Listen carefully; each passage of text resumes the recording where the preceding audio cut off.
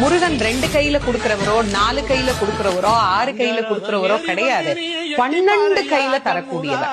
கேட்டவருக்கு கேட்ட வரங்களை அல்ல, நினைத்தவருக்கு நினைத்த வரத்தை விட அதீதமான நலன்களை வாரி வாரி வழங்கக்கூடியவர்.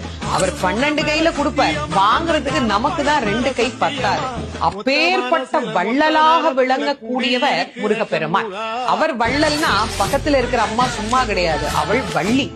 இவர் 1 கொடுத்தா அந்த அம்மா 2 கொடுங்கன்னு வாழாம். அப்படி கணவனும் மனைவியும் போட்டி போட்டுக்கிட்டு நமக்கு கொடுக்க தயாரா இருக்கிறாங்க. வாங்குவதற்கு நாம் என்ன செய்ய வேண்டும்? அவரை நினைக்கணும். எப்படி நினைக்கணும்? அரை நிமிஷமாவது நினைக்கணும். அரை நிமிஷம் எப்படி நினைக்கணும்? எனக்கு கொடுப்பாரு, எனக்கு கொடுப்பாரு, எனக்கு கொடுப்பாருன்னு நினைக்க கூடாது. முருகப்பெருமானை உள்ளம் உருகி, அந்த உள்ளம் உருகுகிற போதே நமக்கு அப்படியே கண்களில் இருந்து ஆனந்த கண்ணீர் அப்படியே பெருகும். அந்த கண்ணீர்